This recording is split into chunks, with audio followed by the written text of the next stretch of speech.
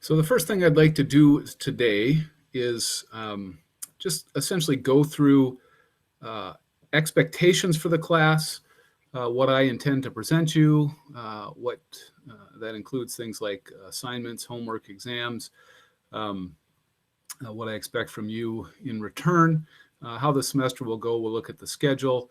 We'll talk about office hours. Basically, this first section of the lecture, I'm going to take you through the syllabus. A draft of the syllabus is already on the e-learning website. We're going to use that rather extensively for distributing all of the assignments and turning in the assignments. After today's lecture, I will make sure that the latest draft, the final draft of the syllabus is uploaded to the website so that it has all the relevant information in it. First of all, I want to introduce you to the teaching team. My name, of course, is Dr. Gustafson. I've been here with Western for, about 12 years now, teaching in aerospace and mechanical engineering. I've been teaching this class, believe it or not, for that entire time. And this is one of my favorite classes to teach. The material is really right at the center of what I do in my research, in my day-to-day work. And so it's just really a fun class for me to teach. What I have here is the contact information for myself. Of course, I do have an office in Floyd Hall. That's G215 if we ever get to use it. Unfortunately, we likely won't be able to have office hours in the offices anytime this semester. Western has instructed us that the office sizes do not allow appropriate social distancing, so we're not permitted to meet students in our offices. So if we're going to do office hours, we're going to either do them virtually, or alternatively, I'm happy to meet in another location, especially when it's still warm enough, meet outside at a picnic table or something if doing a face-to-face session would be a little bit more helpful to you. Here's my phone number, 269-276-3423. That phone number does ring through to my home office, which is where I'm teaching from today. So during office hours or business hours, generally, you can call that phone number and it will ring my home phone. After hours, I may turn that off just so that I have a little personal and private space in my home. But you can, of course, leave a message on the voicemail system there as well. Email is another good way to get in contact with me, although it presents unique challenges due to the volume of email that comes. You can always try, and I will try and get back to you within 24 to 48 hours. I do have a web page that is my university web page. I've listed it here. The web page is not terribly interesting. It has syllabi from all of my courses on it, although some of them are a bit out of date. The perhaps more relevant thing that actually is on the website is a copy of my calendar. So if you load up the website, you will immediately see my professional calendar, as well as a few personal items that may be on there. Why do I do that? That allows you to, if you're trying to make an office hours appointment, schedule some time with a reasonable guess about when I will be free or not free. Now, of course, as with all things, that online calendar isn't perfect, but I try and keep that up to date so that you have the information that you need. We do have a teaching assistant for the semester. His name is Xander Serini.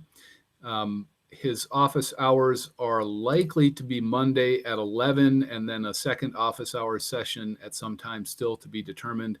Hence, I haven't published it here or in the syllabus that's on the e-learning website.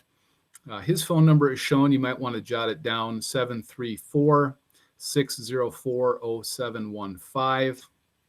His email address is also shown here on the slide. It's notable that he does not have a web page, at least not a public-facing web page. What he has requested is when students need to contact him outside of his office hours, you guys are encouraged to text him first at this phone number. He generally doesn't pick up phone calls from numbers that he doesn't recognize, but he will, of course, answer the text, and then you guys can work out to make a real phone call after the fact. I've encouraged him to provide all of his office hours via a virtual setting for the semester. So once you contact him by text, then you can schedule a time to do it using WebEx or Duo or Meet or whatever tool is your preferred tool.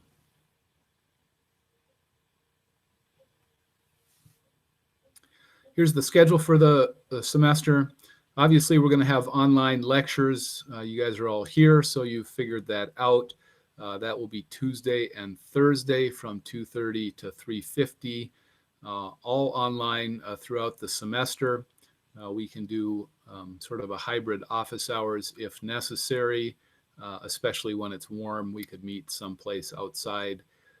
Once it gets colder, then we can perhaps arrange to have face-to-face office hours in Parkview if you really prefer that, but most of the office hours will be held online.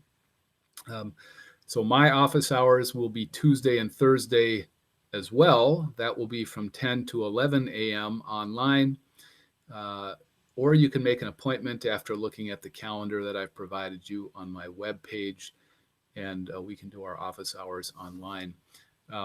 There is a link you can see down here in the bottom left corner. I know it's not very visible to you, the link to my virtual office hours Google Meet tool. However, I will also publish that link in e-learning, so when you're trying to find office hours, you can do it there as well.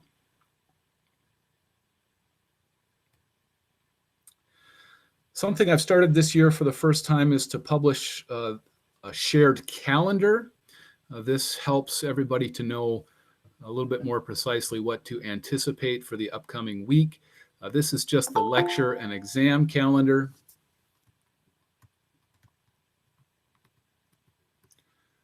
A student is requesting to join us here. Let me just admit him.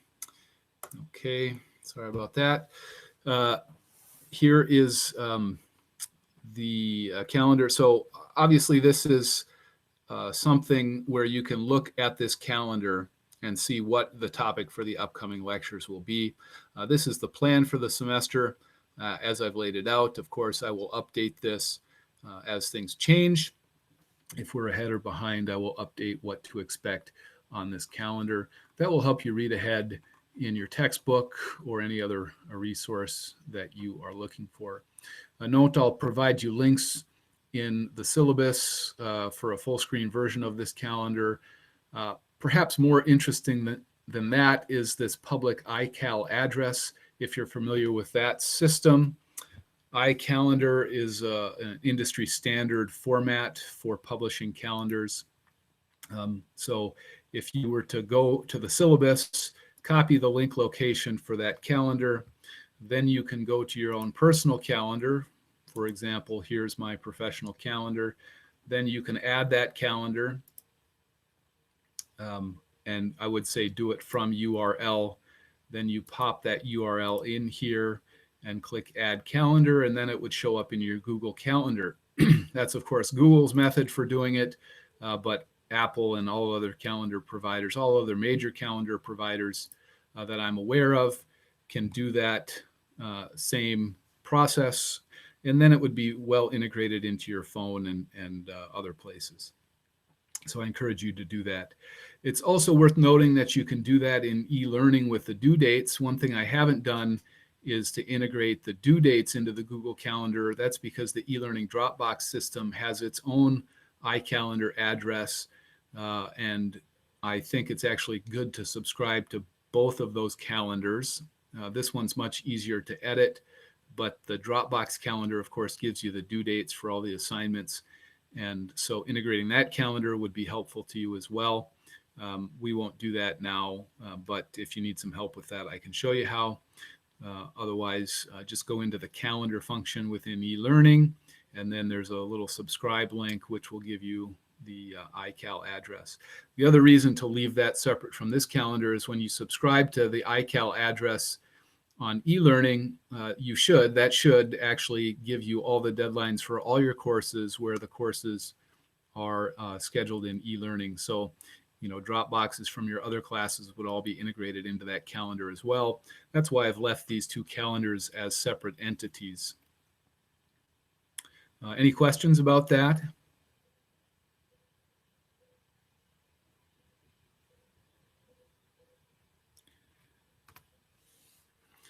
Okay, continuing down the syllabus, this is the catalog description. This is what you would get if you went to the WMU course catalog.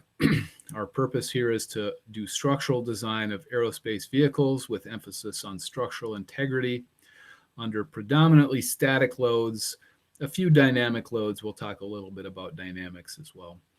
Of course, our design considerations include weight, cost, and mission constraints. The vast majority of what we will do will be this structural integrity under imposed static load. That, I would say, is about 90% of the content of this course.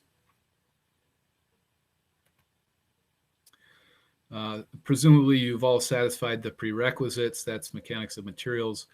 If you haven't and you still need to be in this class for some reason, you have to go through an exception process, and I'm happy to evaluate exceptions. They are rarely granted by the curriculum committee, but I'm happy to discuss it if there's some sort of unique circumstance that requires us to treat a student uniquely. The textbook that we will be using for the semester, I don't know if you've seen it yet or if you've purchased it. It's called Mechanics of Aircraft Structures. It's written by C.T. Sun. C.T. Sun was a faculty member at Purdue. He's now retired. This is a pretty good textbook. I've liked it and used it for a number of years. I continue to use it in part because now there are many copies of this textbook available within our AE community here at Western. So it's certainly possible to be able to buy a used copy of this textbook from one of your fellow students who's gone in front of you. That's a very good reason to continue to use the same textbook, even as new textbooks come out. It's relatively inexpensive. I do consider that to the extent I'm able. And there are a few copies of it also in the university library if you need it. Some other reference materials that I have listed here, there's many textbooks on aircraft structures. Some others that have been used, that I have used over the years, are shown here.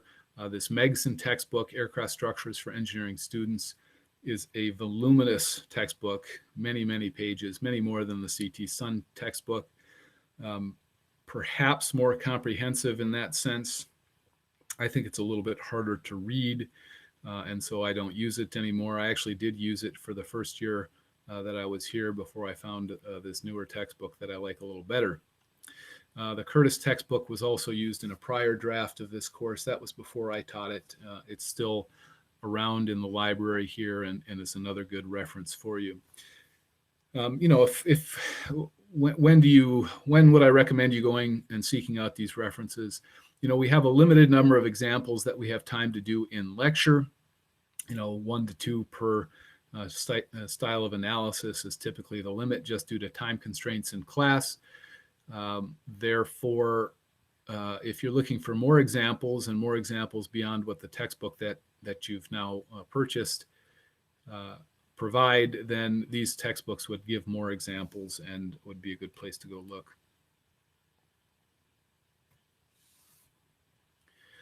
Next, we'll talk a little bit about the course topics that we're going to go over the course of the semester. The first lecture, first real lecture, that's the lecture that will start next week, unless we get a little bit of it today, is the historical background of aircraft structures. We're going to pick up, approximately at the Wright brothers and move forward for the remaining 120 years or so of aircraft structures history. A very brief overview, take us about 1 hour, or I should say 1 lecture period 80 minutes to go through it. It's kind of interesting. And then we'll go ahead and get on to other concepts. The biggest concept in the class is this 2D and 3D elasticity. These are the big topics that you must know if you want to be a competent structural engineer. We'll also, of course, talk about loads, aerodynamic, thrust, and inertial loads, because those apply in the elasticity sense. But we need to be able to understand what stress is, what strain is, how those two things, stress and strain, relate to material and structural failure. What is material failure? What is structural failure? What's the difference between them? Of course, some other things that come along with that are deformations. That's essentially relative motion of the structure as it bends, flexes, deforms. Stiffness and strength concepts. Some things that are pretty important in aerospace engineering that mechanical engineers don't get to the same extent is beams. We have a lot of beam-like structures in aerospace. So we'll spend a lot of time on beam theory, at least 3 or 4 lectures on beam theory. That includes bending, flexion, extension, torsion, and shear concepts as it relates to beam theory. Some very important topics to us. Once we get through that section of the course, what I call the elasticity section of the course, actually the course is really divided into 3 sections. There's the elasticity section of the course, there's the engineering theory section of the course, and then there's the energy methods section of the course. And so the last third of the course that we're going to teach, the last third of the lectures, will be on energy principles. These are the concepts that you may have heard of: virtual work, potential energy, strain energy. And it's those tools that allow us to really ultimately do the finite element method, which is the most popular and perhaps most powerful structural analysis technique that we have in the modern age. I'm sure you guys have all heard of finite element methods, and many of you have probably already used them. And then last but not least, we'll throughout the course really talk about failure. We're going to integrate that throughout the course. But really, we also need to learn how to differentiate between local failure and global failure. So sometimes you can have a local failure that doesn't affect the overall structural integrity. Sometimes you can have a global failure that never causes a local material failure. We need to be able to differentiate those concepts. And so we're going to try and cover that throughout the course, and particularly maybe in the last few lectures, we'll spend some extra time on that. So in the end, what's the objective of this course? It's to introduce you as students to the most widely used concepts in aerospace structural mechanics. And really, it's to provide you a foundation in this discipline, structural mechanics, that is sufficient to begin an entry-level professional position in practice, or alternatively, to prepare you to enter graduate study in this discipline so that you can become what might be considered a technical expert. I wouldn't expect you to achieve the level of technical expertise at the end of the class. This is more of an introductory class, but it's the first in a sequence of classes that we offer here at Western. And if you go through advanced structures and then all the way through finite element, advanced finite element, and then there's a couple of other courses also, advanced mechanics of materials, plates and shells. Obviously, you can spend a lot of time in this discipline to become a technical expert. And I hope at least a few of you in the class will do that over the next couple of years. At the end of the semester, what do I expect you to be able to do? What can you advertise to your potential employers that you are capable of doing? Well, here I've made a list of a few of those things. Apply stiffness and strength concepts to lightweight load-bearing structures. Of course, why do I emphasize lightweight? It's because aerospace structures need to be lightweight. This is in contrast to many mechanical engineering structures, civil engineering structures. I always like to make the contrast with civil engineering specifically. In civil engineering, if it moves, it's broken. Here in aerospace engineering, just about everything needs to move a little bit, because of, if it's not, then it's probably over-designed. So we have to make lightweight structures. That is our strength as aerospace structural engineers. And, it's one of the primary learning outcomes that I would like you to achieve in this class. Then, of course, understand conceptually static and dynamic failure modes. That includes things like material yield. That includes buckling failure modes. That maybe even includes conceptually things like aeroelasticity and wing divergence. We'll also study and evaluate methods, assumptions, and approximations of structural analysis. Really, you should be able to describe the assumptions and approximations of structural analysis, because we make many assumptions and many approximations in order to make the work tractable. And then lastly, once you're in professional practice, to be able to evaluate mission requirements and their effects on the design and structural integrity of lightweight vehicles. So again, aerospace vehicles, arguably even the automotive industry needs to have lightweight vehicles today because of the federal FMVSS, Federal Motor Vehicle Safety Standards, and the CAFE standards, Corporate Average Fuel Economy Standards. All of those standards, in order to drive efficiency in automobiles, are causing automobiles to be designed to be much more lightweight than they used to be.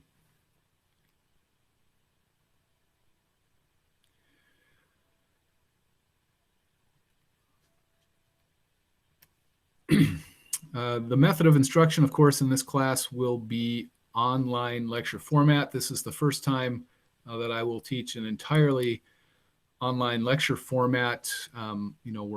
We're hybrid in the sense that we can meet on campus, but most of the lecture content will be delivered online. I got a taste of it in the spring, but this class is being moved from what amounted to a chalkboard, the virtual whiteboard, to now being delivered online. So that change is going to be a big change for the class, and so I ask for your patience as that occurs if things aren't perfect in how it's presented the first time around. Ultimately, the course objectives will be practiced through a combination of homework assignments. You're going to get about weekly homework. We'll talk more about that in a few minutes. And then you're also going to do a semester project. It's really going to be done over the last 4 to 5 weeks of the semester, where you're going to apply what you've learned in this class using the finite element method to design an aerospace structure and then write a report on it. You are required to attend, that is virtually attend, all lecture and activity sessions unless you have an urgent need to miss them. I understand that people get sick, things happen, you have an emergency, accident, something like that. Those things happen. But I would like you to be here in class at the scheduled time the vast majority of the time, because the interaction that we're able to do in a lecture setting, I think, is actually very helpful to help you learn the material. That interaction is much more challenging in this online format because, in my experience, U.S. students tend to just become very, very passive consumers, much more so than when you're sitting in a lecture hall and we can interact a little bit more. So nevertheless, I'm going to require you to be here during this period, and I'm going to almost continually be prodding you to give me some sort of feedback, to ask questions, to, if nothing else, just say, yeah, I get it, in the chat window, so that I can really begin to understand if I'm conveying the information as I intend it. As I've taught this course, one of the things that I've learned pretty well to do is to read faces, and I can look around the room and get a general sense of whether people are understanding what I'm saying or whether I'm being a little bit confusing and people don't understand. Well, unfortunately, that's much more difficult to do in this setting. So, use that chat window to give me some level of feedback so that I understand what's going on. I wanted to throw this in. Of course, our collective health and safety is of paramount importance.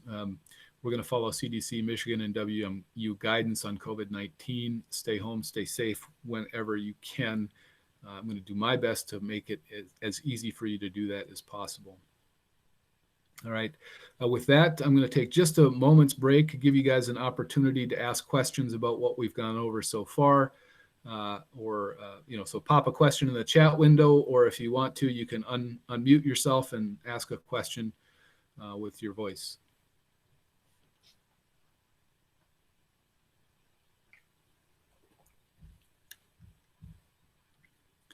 The other reason for me to do this, of course, is to give me just a moment to get a sip of coffee here and a momentary break of speaking. Believe it or not, it's actually kind of challenging to speak without having anybody respond to you for a couple of hours straight. So we'll take a break a little bit. Okay, so I got a question here from Nate Allwine. Is the semester project a group project or an individual project? We'll talk about that later, Nate. I don't want to defer answering your question too much. It is an important question, but we'll talk about that as we go forward here a little bit. Hello, Professor. I had a question. As far as aircraft structures go, are we focusing more on like wing structure or fuselage structure, pretty much all of it? Yeah, great question. Who was that? Can you identify yourself when you speak? Jeremy Bayaki. Thanks for the question, Jeremy. So what we're doing in this class is providing you a foundation to be able to analyze really any aircraft structure. So that would be wing structures, fuselage structures, tail structures, landing gear, propellers, engine structures. All of those are critical structures to any aircraft, of course. And so we're not going to be studying a fuselage per se, but rather we're going to be studying all of the things that a fuselage is made up of. And I will hopefully make that more clear in the first real lecture, where we focus on the history of aircraft structures and how they have sort of evolved over time, and how we began to be able to use what we would call modern techniques like monocoque structures and semi-monocoque structures to be able to design efficient fuselages and wings. In the end, a fuselage and a wing structurally are in some ways very similar, in some ways, of course, quite different. But the tools and techniques that we use to analyze them are what I'm teaching you, and they would apply equally to both of those structures. So great question, thanks. So Scott Miller asks, what will the midterm and final exam look like in terms of taking them? Wonderful question. Thanks for asking, Scott. I think I'll be dealing with that in a couple of slides, if I remember my slides correctly, but I can give you the answer right now anyway. That is, we're going to do the exams online. We're going to use the e-learning system. You will use the Respondus browser. I don't know how many of you may have been exposed to that in the spring semester, but you'll use the online test taking tool within e-learning and the Respondus browser to be able to take your exam. So you'll all start at the same time. You'll be seated in front of a computer. You do have to have a camera in order for that system to work. So if you don't have a camera in your computer, you have plenty of time between now and the first exam to order a camera like a USB or webcam that you can attach to your computer so that you can use the Respondus browser and take the exam. David Lant asks, is Respondus browser compatible with Linux Ubuntu? David, I love the question. I don't know if you noticed, it's probably hard to tell from where you're sitting. I'm using Linux. I've used Linux as my essentially only operating system, well, beyond Android, for about 20 years now. So I always am keeping that in mind. And the answer is, I don't believe it is. I tried to make it work earlier, but no, it's not compatible. So you might have to find yourself a Windows machine or an Apple Mac in order to take the exam. I'm sorry about that. This is one of the things that, a problem I can't solve. I have to use my wife's Windows laptop in order to get the exam set up and monitored as well. So I'm sad about that. But great question, David. Thanks for asking. Looks like I missed one. Sam Christensen asked, I understand attendance is required, but will the lectures be posted onto e-learning? The answer is probably not. No, they won't. We'll get into that a little bit more in some upcoming slides. So Sam, stay tuned. You'll hear a little bit more. Any other questions coming in, or should we continue? Okay. So I'm going to continue now into some of the grading stuff. Grading obviously is probably pretty critical to you. The grading system hold on, just give me 1 second here. Grading system is going to be on e-learning. We're going to use the e-learning gradebook. You probably have used that many times, so I'm not going to explain that in great detail to you. I will say that here's the grade breakdown overall. Homeworks and quizzes will be 25% of your grade. There'll be 2 exams, a midterm and a final. The midterm worth a little bit less than the final, 22.5% versus 27.5%, as you can see on this slide. That's because the final will be comprehensive. You need the first half of the semester's material in order to do the second half of the semester. You can't really separate the two. So the final exam has a little bit more weight, and then the project itself will be 25% of your overall grade.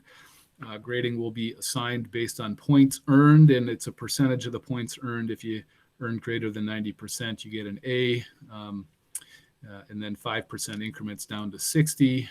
Have to get greater than 60 in order to get anything better than an E. And when I don't know if you guys have ever been involved in doing grading at all. As I think about when I'm grading your homework, I'm just sort of asking myself, is this student demonstrating an A level of understanding? And then I assign points proportional to that understanding. And then ultimately that aggregates into a grade at the end of the semester. The major graded items, obviously the exams are a couple of the major items, but then the finite element analysis on the aerospace structure, that's going to be somewhat of a big deal. The question came earlier about whether that would be individual or in groups. Historically speaking, it's always been individual. Last year, because of the number of students that were in the class, I allowed optionally up to a group of 2.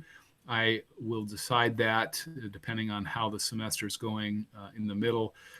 The actual assignment won't be released until about mid-October. And at that time, we'll specify precisely the structure and what you can expect for that. Let's see here. I'm getting some more questions coming in. Hussein asks, if I don't have a camera in my laptop, I cannot take the exam. That is not true. Hussein, if you don't have a camera in your laptop, then you have to acquire a webcam off of Amazon or whatever. They can be acquired for a relatively low price and then added to your desk, and then you can take the exam that way.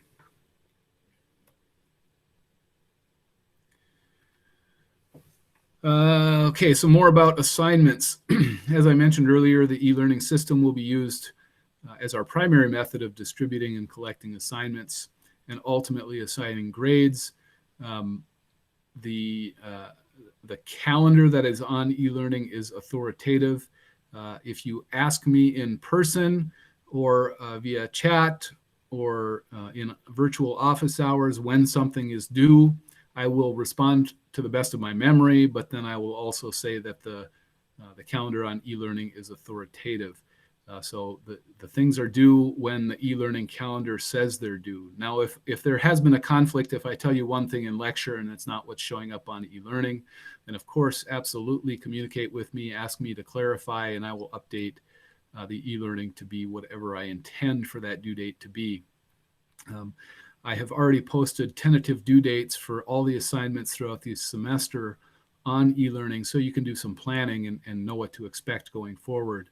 But really, that calendar is the authoritative source. Assignments are going to be due by submission to e-learning by the due date specified there. The due date and time being critical to the due date. Typically, the time typically corresponds with the start of lecture. So 2:30 on the due date, 2:30 p.m.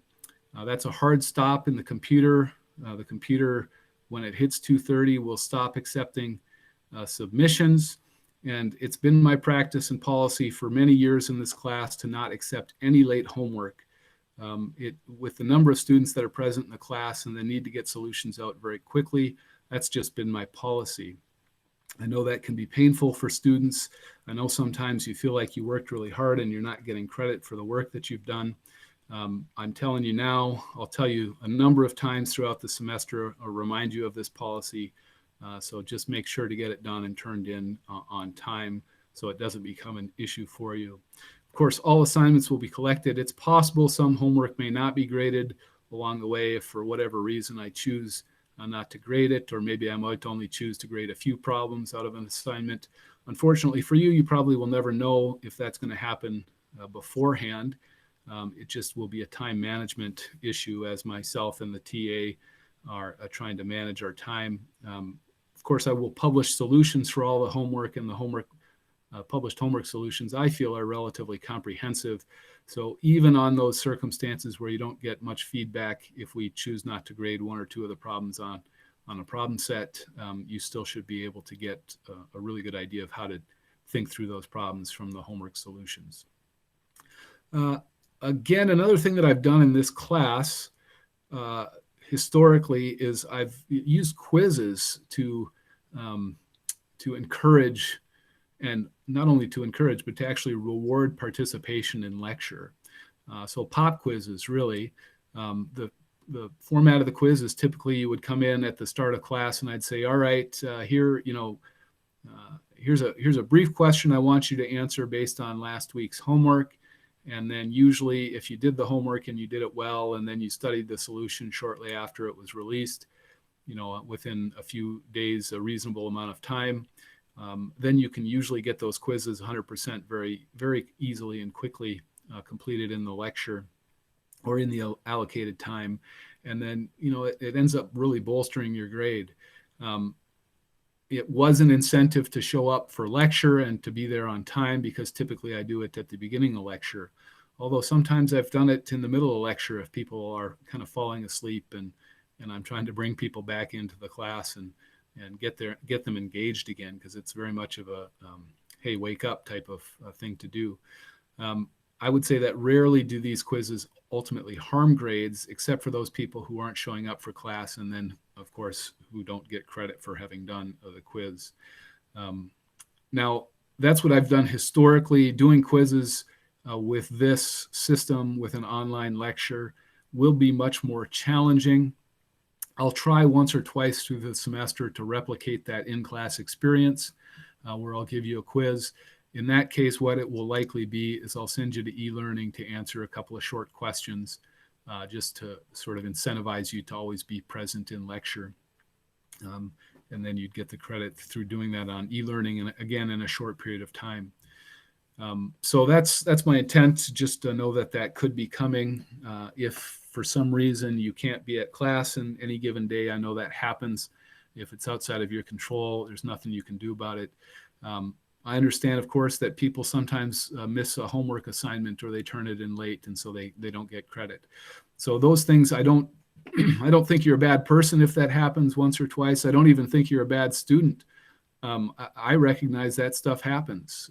And so, don't be discouraged or think that I will think less of you.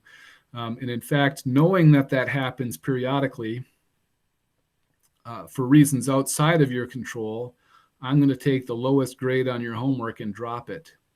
So this is how I can get away with this and not feel guilt. And oh, by the way, that's also how I can get away with this and not feel guilt. So, as long as it's not happening regularly, something like a late homework or a missed quiz won't negatively impact your grade. However, if it becomes a regular thing, if you've missed 4 or 5 homeworks, now it starts to have impact. So that's the policy and practice that I do in this class.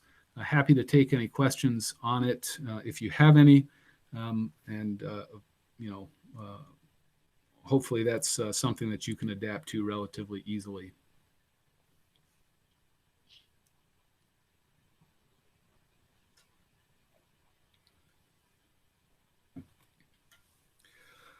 Okay, so in the event that a regrade is required, I'm human too.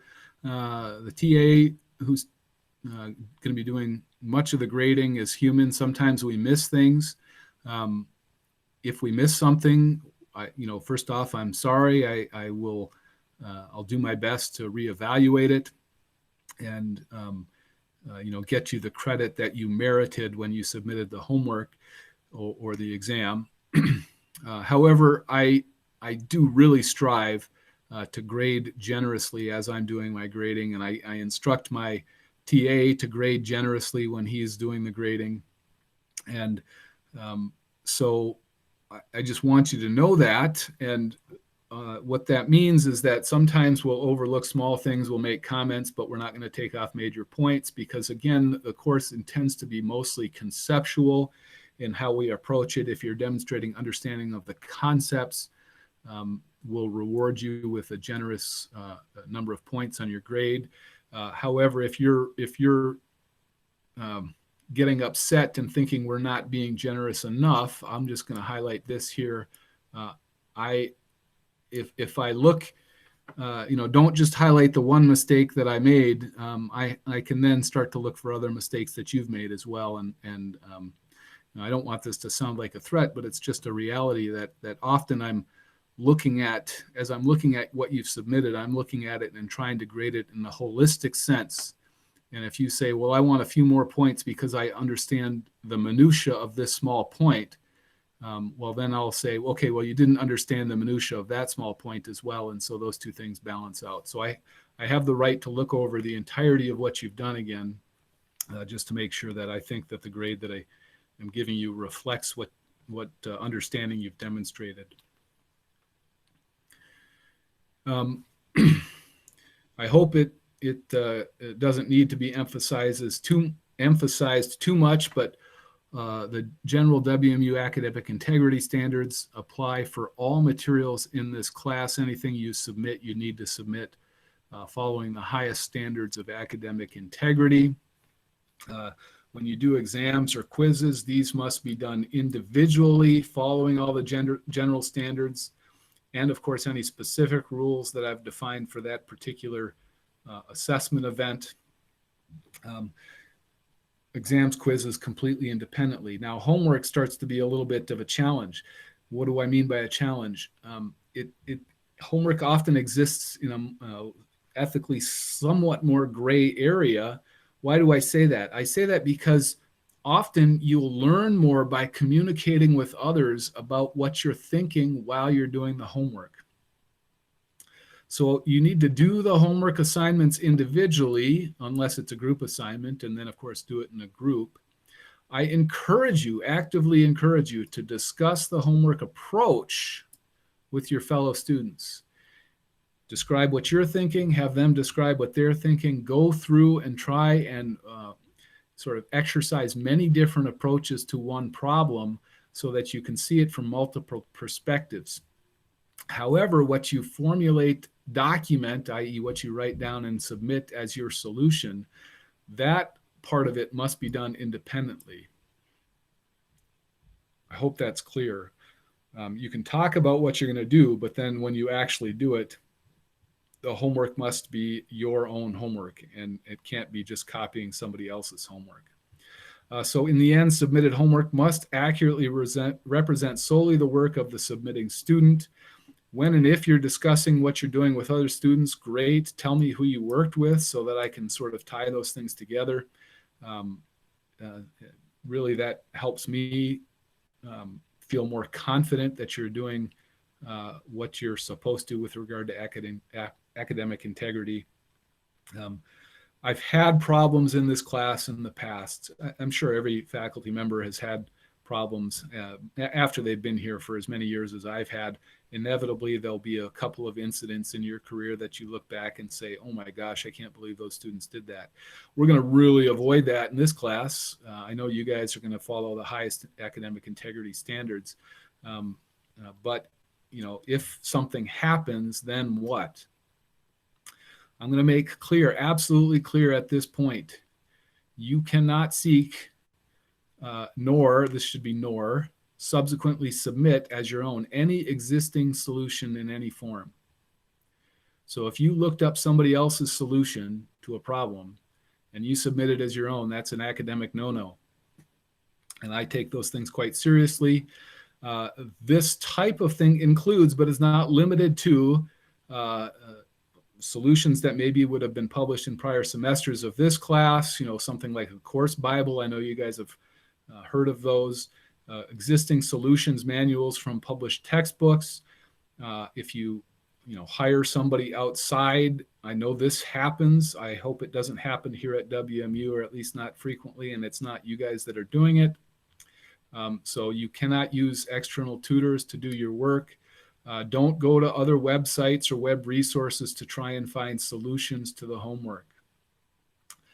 I understand that sometimes this seems ethically gray, and there's a difference between trying to use the web to find approaches to doing a problem, and that perhaps is somewhat different than trying to copy solutions. I think you guys know the difference. If I am concerned about what you've done, I will take it to the Academic Integrity Board and let a third party assess whether what I am concerned about is valid or not. So the limitations that I'm putting on this are going to be interpreted in a broad sense. I'm getting a question from a student. So no chegg. Yes, absolutely. No chegg. Don't use that. If I'm pretty certain that you guys understand the difference between right and wrong. You've been in the academic system a long time. If you're concerned about whether what you're doing falls within acceptable use as my policy is applied, ask me.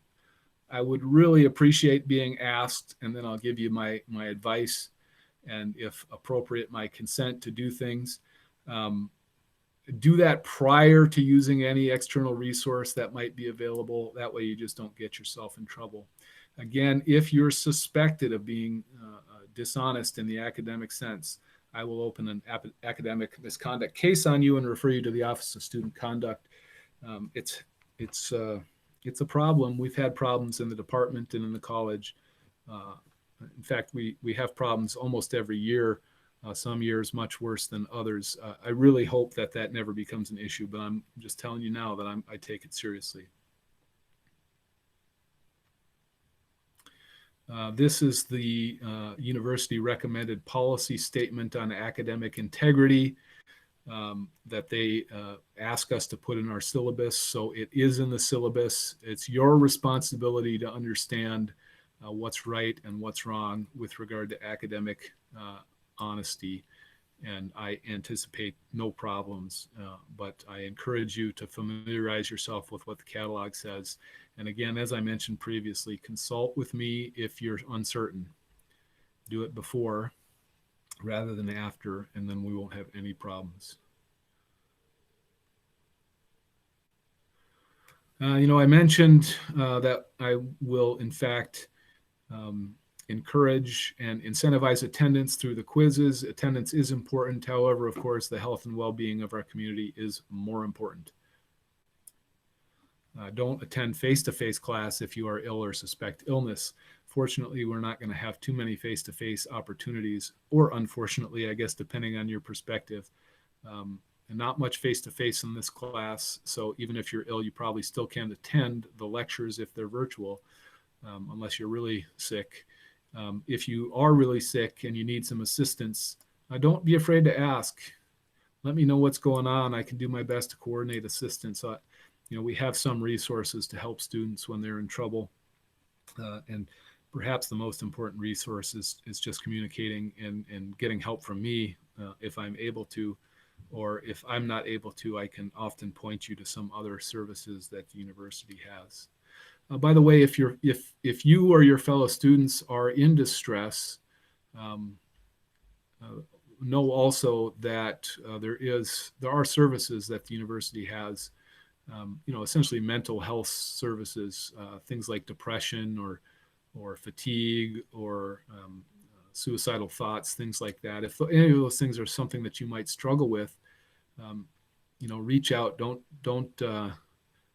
keep yourself isolated. Reach out. I can help find resources at the university if necessary to help you deal with those issues. Of course, I'm not trained as a social worker myself, but I can get help for you. And I'm very concerned that you guys stay healthy and leave this place better than you came. Some of this stuff is a little bit redundant, of course. The quizzes I've already mentioned. For the unannounced quizzes in an online lecture, you'll be informed during the lecture and will be directed to the e-learning system to complete the quiz in the allocated time. Because whereas we're going to use Respondus browser for any exams, if it's a quiz, I won't use Respondus browser. I know some of you may not have great access to computers that have webcams. One of the students had asked that question: if I don't have a camera, can I not take it? Well, for the exam, you have to figure out how to get a computer with a camera. Worst case comes, you can find a computer with a camera at the university that you can check out or have loaned to you for that short period of time to take the exam, or you can go into Parkview and potentially take it there if you can work with somebody there to find a computer. For the quizzes, I can't expect and demand that you are prepared for them in quite the same way. So the quizzes will just be via the e-learning system. Therefore, you're not going to use the Respondus browser and a camera. It would just be a short answer type of quiz, very quickly done on the computer, laptop, whatever it is that you would be listening to the lecture on. Will you receive a link to download Respondus? Was a question from Isaac. Go to e-learning system. The resources and instructions for using the Respondus browser are in e-learning. I will, before the first exam, I will give you sort of a test run, I guess you could call it, exam where you will be able to log in and make sure that everything's working correctly, to know that your equipment is capable of doing it in a low impact, i.e. low risk environment where it won't affect your grade. We'll do that maybe a week or so before the first exam to test out the equipment.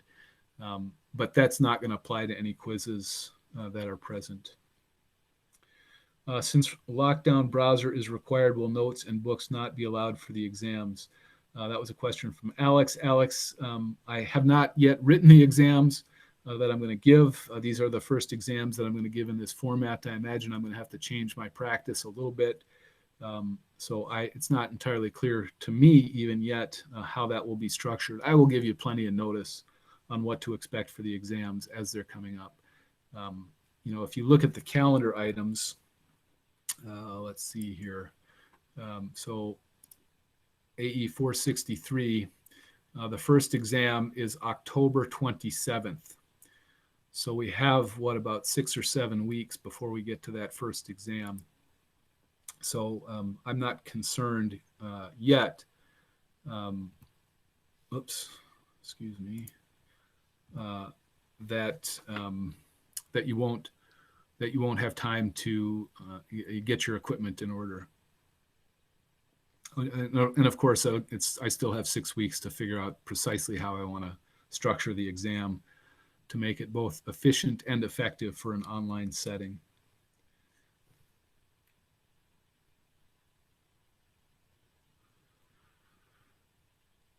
Again, I just want to emphasize the grading policy. The policy that I've described, one dropped homework, is designed to allow for unexpected circumstances with any of these things that are unannounced. So, if your browser didn't work that day, if it's a quiz, then that falls under that policy.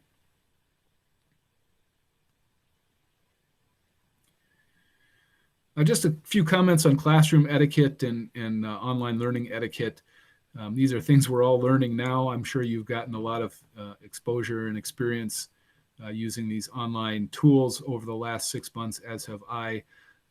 If we were in the classroom, I would very strongly discourage laptop and cell phone use. Of course, we're not going to be in the classroom. So what am I asking of you? I'm asking you to use appropriate discretion when participating in all these online learning activities. Very specifically, what am I asking? Limit your multitasking. Focus on lecture like it's lecture, like you were physically in the classroom. And I would actually like you to enable your video if you have a camera on your laptop and technological limitations don't prevent it. That way I sort of can see your face a little bit and understand who you are and maybe try and read. Believe it or not, I actually have two computers here going at the same time. One of them is just your faces. So if you see me looking to my left, which in the screen might be your right, I'm looking at your faces. I'm trying to see who's there and whether you're getting what I'm describing to you. So if you turn your video on, that actually helps me a little bit.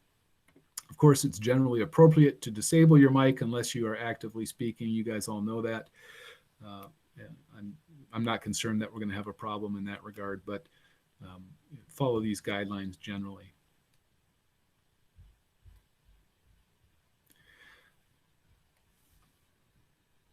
I got another question, this one from Caden. Caden asks, if we turn in all the homework, is the lowest score dropped? The answer to that question is yes. So if you turn in and get, say, 9 100% and 1 70% on your homework, then the 70% would be dropped and you'd have 100% average for the semester on homework. So yeah, it's not really intended for that purpose. Rather, it's intended to address those isolated circumstances that may prevent you from turning something in on that particular day. But if you do all your work and turn it in on time, then I guess it sort of amounts to bonus points. Chris Weaver asked, does that apply for the quizzes also? Yes, it does, Chris. So you get one dropped event, one dropped graded item from the category of quiz or homework. Now, in the event I give a lot of quizzes, if that were to happen, which I don't really anticipate just because of the format of the class being taught, I don't anticipate a lot of quizzes. But if we got up to the point where we had 20 graded items out of that category of quiz and homework, then I might, at a later point in the semester, decide to drop 2 things. But I'm not going to promise to do that. That ultimately depends on how many graded items end up happening. The number of quizzes are unknown. I have a pretty good idea that you're going to have 9 or 10 homeworks, but it could be 10, it could be 11, it could be 9. It depends on how the semester is going.